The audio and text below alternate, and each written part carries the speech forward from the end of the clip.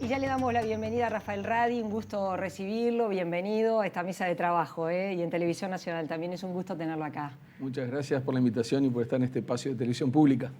Radi, ¿qué significa para usted en lo personal, pero también qué significa para el país integrarse a esta Academia Nacional de Ciencias de Estados Unidos que, como lo decíamos, es la primera vez que un uruguayo va a formar parte?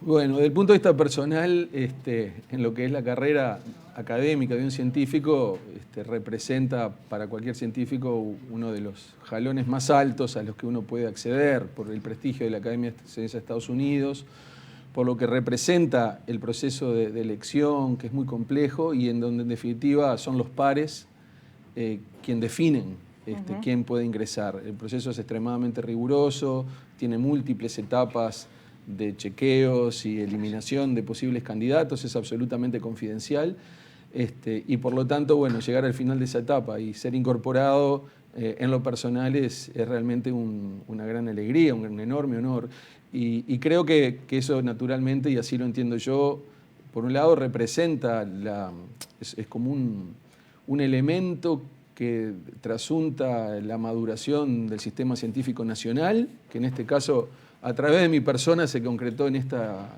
elección, pero que aparece a través de múltiples otros ejemplos, es decir, el individuo forma parte de un sistema y de una comunidad y de una sociedad y en este caso no entiendo mi incorporación como un hecho aislado, individual, sino como el esfuerzo personal en el contexto de instituciones, de sistemas, en particular mi trabajo en la Universidad de la República, en la Facultad de Medicina, y en ese sentido también para la propia institución ha sido un hecho de gran alegría, así me lo han expresado las autoridades, los colegas, los estudiantes, y en definitiva creo que es algo para celebrar y a nivel más macro del país. También en su momento recibí el saludo del señor Presidente de la República, las autoridades ministeriales, de forma que creo que, bueno, posiciona al país en un espacio que hasta ahora no había ocupado. Todo lo que sea poner a Uruguay en la agenda es como muy importante, ¿verdad? Digo, decir, sobre todo para un país tan chico como el nuestro, ¿no? Sí, a mí me gustó mucho, por ejemplo, en los días pasados recibí una comunicación directa de la Embajada Uruguaya en Washington, porque la ceremonia de inducción a la Academia Nacional de Ciencias de Estados Unidos será el 30 de abril a la noche en Washington y la Embajada Uruguaya en Washington, enterada de esto, se puso en contacto conmigo. Entiendo que van a asistir miembros de la Embajada a participar del evento y ya hemos generado algún tipo también de actividad en la propia Embajada, de forma que la Embajada se puso a disposición y celebró también esto y será un gusto que la representación uruguaya en Estados Unidos esté en ese momento tan relevante para mi carrera científica. Usted recién fuera del aire me decía, además de toda su área, también esto le va a permitir, al integrar la Academia Nacional de Ciencias, le va a permitir estar bueno, en lo último de lo último de otras ciencias y de otras tecnologías, de otras realidades, que también es interesante conocer, ¿verdad? Sí, muy importante. Por un lado están las actividades que tendré que desarrollar dentro de mi propia sección, que es la sección bioquímica, en donde el foco mío naturalmente es biomedicina. Esa es la sección 21 de 31 secciones temáticas que tiene la propia academia.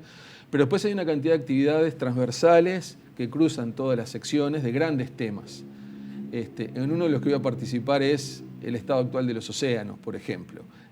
Con la gente que está en el estado del arte, en el punto más alto, en la frontera de conocimiento de estos temas, va a ser una enorme oportunidad para escucharlos, aprender, pensar desde el área nuestra qué podemos aprender y aportar, y muchos otros temas que bueno, al estar en este foro me va a permitir participar en forma mucho más directa de algunos temas emergentes que no son necesariamente de mi disciplina, pero que sin duda en un mundo globalizado y con una mirada mucho más interdisciplinaria de la ciencia va a ser sumamente útil. Así que va a ser toda una experiencia. En la campaña electoral, sí, ya pasó más de un año, se planteó que para ciencia y tecnología se iba a llegar al 1% del Producto Bruto Interno. Leía algunos datos vinculados con el censo 2012 que señala que, por ejemplo, en los países europeos es el 2% del Producto Bruto Interno la inversión en ciencia y tecnología. En el caso del Uruguay, actualmente es del 0,4%. El presupuesto, que fue a 2 años, ¿prevé ese crecimiento al cabo del periodo de 5 años del 1%? ¿Han recibido esto? Agradezco la pregunta. Ese compromiso fue el único compromiso firmado de los 4 candidatos en aquel momento a la presidencia con las autoridades de la Academia de Ciencias del Uruguay. Me tocó suscribir ese compromiso por mi lugar en la Academia de Ciencias de Uruguay, conjunto con el presidente actual, el profesor Rodolfo Gambini, y los 4 candidatos. Se firmó un documento que básicamente apuntaba a 2 direcciones. Cambios institucionales para lograr darle a la ciencia, la tecnología y la innovación nacional una institucionalidad más acorde a los tiempos y a los requerimientos, porque el sistema había crecido desde la mitad de la década del 80 hasta ahora bastante, y la institucionalidad todavía no estaba respondiendo suficientemente rápido a las demandas. Y el otro tema era el tema presupuestal, donde hay un compromiso que inclusive luego fue retomado por el presidente de la República actual, de llevar el presupuesto en ciencia y tecnología del magro 0,4% al 1% en el quinquenio. Nosotros habíamos planteado una pendiente de crecimiento del 0,12% de PBI por año. A lo largo de 5 años pasábamos del 0,4 al 1. El aumento planteado a nivel presupuestal que existe ahora es marginal, es decir, de ninguna manera estamos en la dirección de llegar a ese porcentaje. Y realmente, más allá de que ha habido un pequeño incremento, sobre todo en el presupuesto de la Agencia Nacional de Investigación e Innovación, de la ANI, que no cambia sustancialmente el devenir de los asuntos, es decir, ese pequeño cambio presupuestal no cambia demasiado lo que ya estaba pasando, a lo mejor un poquito, 20%, algo así, pero no demasiado. Es bien sabido que las instituciones, tales como la Universidad de la República, en el área general, pero el área de investigación en particular, tampoco han recibido refuerzos presupuestales. Y entonces estamos muy lejos de eso. Nosotros tenemos un enorme trabajo para hacer desde la academia y el aparato científico en general, y en particular desde la Academia Nacional de Ciencias del Uruguay, para insistir sobre este punto y lograr que los compromisos firmados y que además verbalmente nos transmitieron en varias oportunidades se cumplan. Sabemos de la situación económica que vive el país y la región, no somos ajenos a eso, absolutamente, vivimos acá. Pero realmente el porcentaje de cambio en el contexto del presupuesto nacional es muy menor, y el impacto que se puede tener es muy mayor, porque básicamente el sistema científico nacional y tecnológico nacional es un sistema sano, donde la mirada nuestra es que poner presupuesto ahí es muy bien aprovechado, muy bien utilizado, como lo muestra la historia, que con esta poquísima inversión que ha habido en ciencia y tecnología se ha logrado una expansión significativa del sistema y una maduración a lo largo de los últimos 25 años. Hay un reconocimiento a la construcción de un sistema nacional de investigadores, que también leía las cifras. Hoy estamos por encima de los 1.600 investigadores. Exacto. Y esto es algo muy importante tomando en cuenta el punto de partida, ¿verdad? Hay un reconocimiento a eso. Sí, nosotros... mirada histórica, en el año 86, 87, nosotros éramos todavía estudiantes universitarios, cuando surge primero el programa de desarrollo de ciencias básicas, el PDCIVA, se reinstaura el CONICYT, empieza a haber préstamos del BID para ciencia y tecnología. El número de científicos con estándares internacionales categorizados en aquel momento eran algunas decenas, podemos decir, por poner un número, 40, claro. 50. A lo largo de 2 décadas y media se llegó al número hoy categorizado de arriba de 1.600, con lo cual ha habido un crecimiento histórico importante. Hay otros 400 o 500 que están muy cerca de entrar en el circuito del Sistema Nacional de Investigadores, que los categoriza con estándares internacionales. O sea que diríamos que hay unos 2.000 científicos, si sumamos los que están dentro del sistema y los que están muy cerca de estar dentro del sistema, que hoy el Uruguay tiene en todas las áreas de conocimiento. Entonces, si uno mira el comienzo y el punto donde estamos ahora, ha habido una expansión importante. Ahora, si uno mira lo que pasa en el contexto internacional, estamos muy, muy lejos de lo deseable para un país que quiere desarrollarse con una parte de su impronta económica, social y cultural basada en el conocimiento. Estamos lejos de eso. Muchas veces uno entrevista a muchos científicos y lo que señalan es problemas con el multiempleo, no poder estar concentrado en un solo lugar, salarios salarios que no están acordes con la tarea que desempeñan. Ese sigue siendo un problema para la profesión, para ser científico hoy día en el Uruguay. La profesión de científico naturalmente tiene una cuota vocacional muy fuerte, entonces eso ya implica desde el arranque el conocimiento, y eso es algo a nivel internacional, de una renuncia de, digamos, posibilidades económicas que se pueden obtener en otras profesiones. Ha habido, afortunadamente, una cierta tendencia a la profesionalización de la actividad científica y hay más, por ejemplo, cargos en régimen de dedicación total o exclusiva en distintas instituciones, la Universidad de la República, el INIA, el Instituto Pasteur. Aún así, ese crecimiento todavía dista mucho de tener un aparato científico donde sus científicos puedan dedicarse en forma completa. Es decir, estamos lentamente avanzando en esa dirección, que es la correcta, pero las velocidades de cambio son extremadamente lentas y mientras tanto va pasando el tiempo y van pasando las generaciones. Es increíble, ¿no? Porque cuando se habla con el sistema político, hay coincidencia que un país como Uruguay, que produce materias primas de calidad, el plus está en el valor agregado. Y eso pasa mucho por este desarrollo científico, por ciencia y tecnología. Cuando hoy se dice, bueno, el Uruguay creció, y este crecimiento, ¿cómo se capitaliza y se sigue avanzando si no es invirtiendo en un mejor desarrollo? ¿Va por ahí? Claro, hay un elemento que es fundamental, es que lo primero que hay que tener es recursos humanos de altísima calidad, recursos humanos altamente calificados e individuos que sean capaces de aprovechar todo el conocimiento existente para crear nuevas cosas y crear conocimiento original nuevo. Y esos individuos tienen que estar insertados en lugares críticos, que no solo son del sector privado, que es un sector bastante reticente en el Uruguay a incorporar científicos. Hay no muchos ejemplos de industrias o empresas que incorporan científicos con una apuesta y una mirada de mediano y largo plazo. Y muchas de ellas es porque están en competencia con el exterior. Con el exterior, exactamente. Hay que reconocerlo. Pero también, y ahí es una conversación que hemos tenido muy intensamente con la Academia de Ciencias del Uruguay y la hemos trasladado al gobierno, es que el propio sector público incorpora muy pocos de sus científicos a él mismo. Tenemos problemas por todos lados, problemas ambientales, problemas de tráfico, problemas...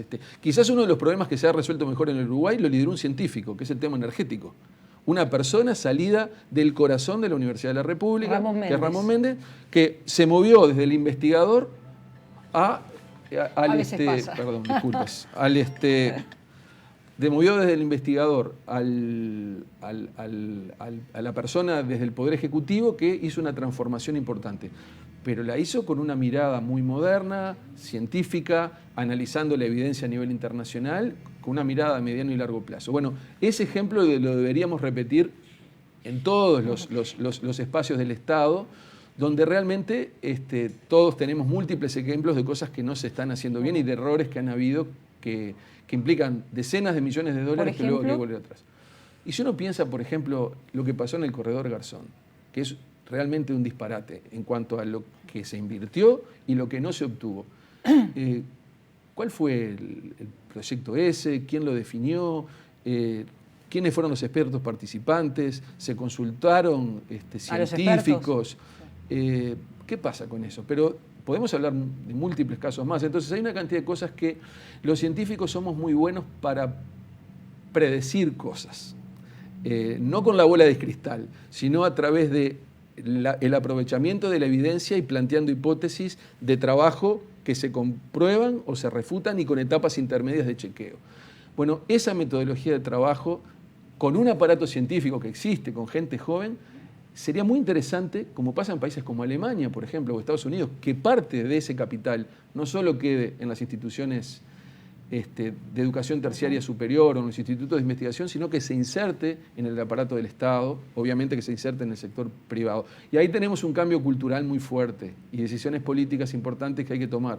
Por un lado, para facilitar el ingreso de científicos al sistema público, hay que ver los formatos, y lo mismo, y entiendo que la Agencia Nacional de Investigación e Innovación está intentándolo, colaborar a que las empresas privadas, a través de subsidios también, vayan incorporando y se vayan animando a incorporar personas que no en el corto plazo, pero que en el mediano plazo pueden generar cambios cualitativos. ¿Puede ser una meta para Uruguay triplicar el número de científicos? ¿Debe serlo?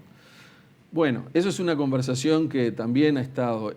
Si uno mira los números internacionales, la respuesta es sí, quizás haya que quintuplicarlo inclusive, o aumentarlo en un orden de magnitud. El tema es, ¿para qué? Entonces, al número de duplicarlo, triplicarlo, quintuplicarlo, tenemos que ver, bueno, pero ¿para qué? ¿Cuáles son las salidas? El sistema educativo terciario y superior y los institutos de investigación solos no pueden absorber toda esa cantidad de gente. Entonces, si formamos el triple y no le damos ninguna chance de inserción, es formar para la emigración. Entonces hay que formarlos en una mirada de que los formamos para incorporarlos e insertarlos en todos los diversos esferas de la actividad nacional. Entonces ahí hay dos asuntos. ¿Cuántos más formo, pero si los puedo o no absorber? De lo contrario, lo que pasa, el mundo está requiriendo científicos por todos lados, es muy fácil. Y por eso se van muchos al exterior. Y por eso se van, y los países receptores son aquellos países que tienen condiciones de trabajo y salarios notoriamente mejores que los nuestros. Es particular lo de usted, ¿verdad? Porque gran parte de su investigación, de su trabajo como científico, lo concentró en Uruguay, ¿verdad? Sí. Yo hice toda la formación en la Universidad de la República, los 2 títulos los obtuve aquí. Hice un postdoctorado en Estados Unidos, en la Universidad de Alabama, en Birmingham, que fue sumamente fértil, donde se hicieron una cantidad de descubrimientos en aquel momento con el equipo de trabajo de Alabama, con quienes mantengo una estrechísima relación todavía y mantengo una posición como profesor honorario. Y luego sí, volví en el 92 a Uruguay y desde entonces siempre trabajé acá, más allá de las salidas normales que todos tenemos. ¿Cuánto es consultada la academia para los problemas que tenemos hoy día, que una y otra vez repetimos? Por ejemplo, ¿por qué desertan los jóvenes uruguayos del sistema educativo? Que es uno de los problemas, es uno de los nudos más difíciles de resolver. Sí, la Academia de Ciencias del Uruguay, que es una academia joven, porque en realidad en el 2011 recién nos constituimos, la ley se votó en el 2009-2010 por unanimidad, tiene el mandato de asesorar a los poderes públicos en estos aspectos y realmente estamos recibiendo, y eso es una cosa buena y nueva, estamos recibiendo una cantidad de consultas, sobre todo del Parlamento, acerca de proyectos de ley. Claro. Y de algunas instituciones públicas estamos empezando a recibir consultas para dar opinión. De forma que estamos siendo consultados. Por ejemplo, recientemente se nos ha consultado acerca del articulado de la ley del Sistema Nacional de Competitividad y Transformación Productiva, sí. con ese nombre tan largo. Ya hemos dado nuestra mirada, en particular cómo esto se debe integrar al Sistema Nacional de Ciencia, Tecnología e Innovación, es decir, tienen que ser 2 sistemas interconectados, esa es nuestra mirada. Y también hemos recibido y estamos preocupados acerca de lo que es la deserción del sistema educativo y la enseñanza de las ciencias a través del sistema educativo. Son temas muy complejos, temas que requieren mucha reflexión y también requieren ver y mirar qué es lo que está pasando a nivel internacional, ¿verdad? No podemos pensarnos como un ejemplo particular. Uruguay tiene muchas particularidades y muchas fortalezas, pero hay una experiencia internacional en todas las áreas a la que hay que acudir y también en eso los científicos podemos ayudar mucho. En este momento está en discusión por estas horas, ya tiene media sanción del Senado, la modificación a la ley de los derechos de autor, la que se ha dado a llamar ley de la fotocopia. ¿Cómo ve esto del fotocopiado de libros? Porque la Cámara del Libro ha dicho que es muy perjudicial para los autores. Bueno, evidentemente acá es una situación compleja donde hay varios actores en tensión y donde se generan contradicciones, ¿no, verdad? Por un lado, el justo derecho de los estudiantes y los estudiantes universitarios a tener acceso a los materiales, naturalmente. También el justo derecho de los autores y las editoriales en cuanto a lo que es protección de la propiedad intelectual, las propias empresas en relación a lo que ponen. Las instituciones educativas, que muchas veces no saben bien cómo manejar esto, y luego una eventual industria del fotocopiado que se puede beneficiar de toda esta situación, ¿verdad? En detrimento del libro. Es un tema complejo. A mí, leyendo un poco los materiales de los últimos días, me gustó mucho una de las declaraciones de la FEU donde se plantea en términos de equilibrio. Hay que lograr un equilibrio, porque evidentemente no se puede ir ni a un extremo, porque el extremo de que todo sea irrestricto lo que va a hacer es va a afectar demasiado la producción de libros, entonces es pan para hoy y hambre para mañana.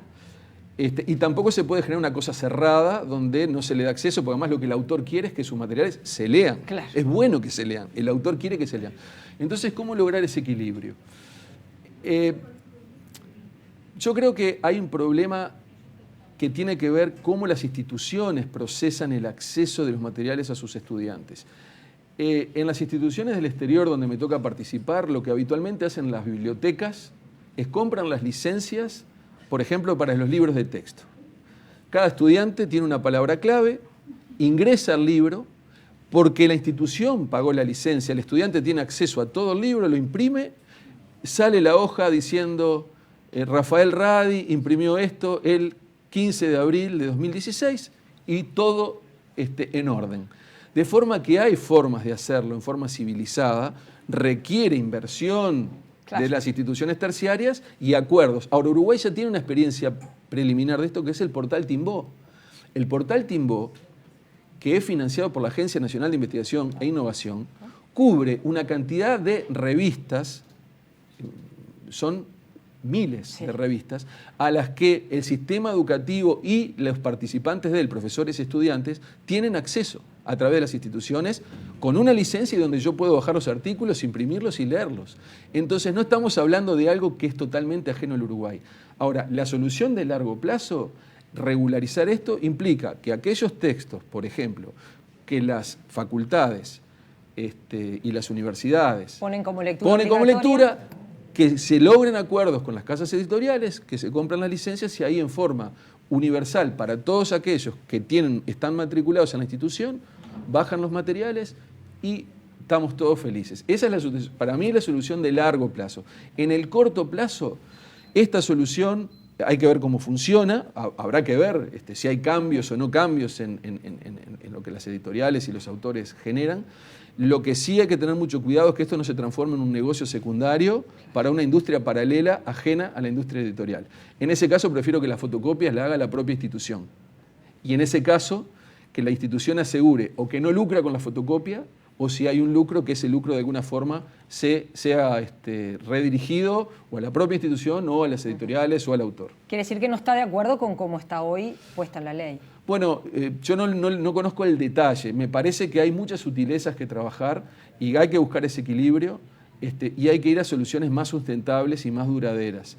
Y en general hay que evitar la generación de industrias paralelas non santas, aprovechando la industria de la fotocopiadora, aprovechando un objetivo bueno que tiene la ley, es que los estudiantes tengan acceso. Por eso nosotros cuando ponemos los materiales en la facultad somos muy cuidadosos de en qué plataformas lo ponemos, cómo tienen acceso aquellos que están matriculados y cómo se cita la fuente, que eso es otro elemento fundamental. Eso creo que está comprendido en la norma, la fuente de la cita, que es esencial.